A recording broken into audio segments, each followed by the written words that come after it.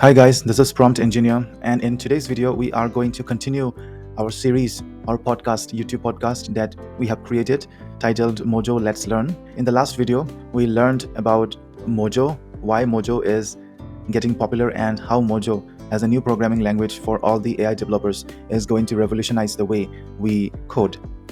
MOJO claims to be about 35,000 times faster than Python, but in order to test the capabilities, compilers are not yet released. Therefore, you can request for the playground of MOJO.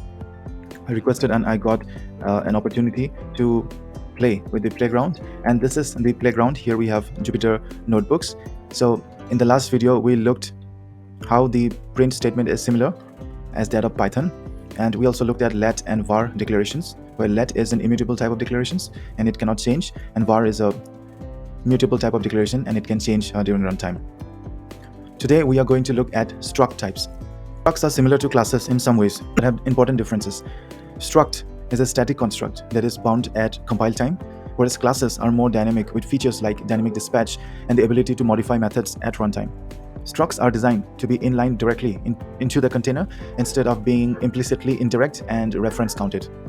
This means that struct instances are not stored as separate objects with overhead for indirections and reference counting, but rather their fields are directly incorporated into the memory layout of the containing object.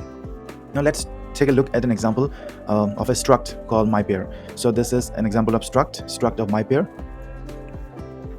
In this example, myPair has two fields, first and the second field, both with integer type declaration. Now here we have used var, which means that the variables are mutable and can be modified. The struct goes on to define two methods, the init method and the lt method.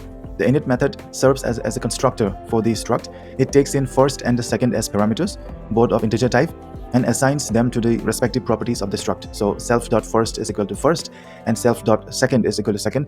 This is similar to the Python programming language. Now the next method, lt method or less than method, is used for comparison.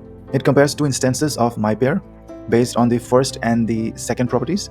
So the first instance is the self, the second instance is the RHS, and the RHS is of myPair type.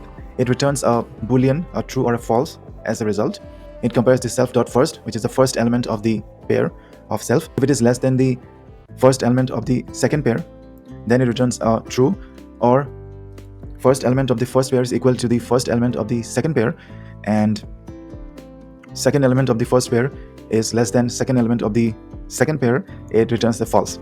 So let's run this. Here in this code, we create two instances of myPair, which is pair 1 is equal to myPair of 3 and 5, and pair 2 is myPair of 4 and 7.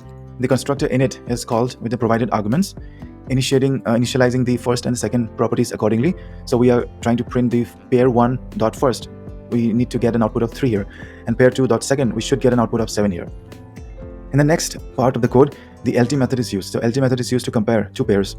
Now let us see the two pairs. So this is the two pairs, and the lt method specifies that if the first elements of the first pair is less than the first element of the second pair, which means 3 is less than 4, it should give us a true. So let's run this and we get true. So therefore this is returned. Pair 1 is less than pair 2. Now if you change this 3 to, let's say, 10 and save this and run again, we now see that in this case we get the answer as pair 1 is greater than or equal to pair 2. Now the biggest differences compared to a class is that all instances in a struct must be explicitly declared with a var or let declaration. So here there is a requirement, it's a must that we need to use a var. So this completes the struct types. In the next video we are going to look at strong type checking and overloaded functions and methods. Keep following this podcast, MOJO Let's Learn, where I'm uploading a series of videos for learning the MOJO programming language. Until then, please share this video, like this video, and subscribe to my channel for more such interesting videos. You can check out this series of podcasts or other interesting videos on my channel, Prompt Engineer. And until then, next time, have a nice day. Bye-bye.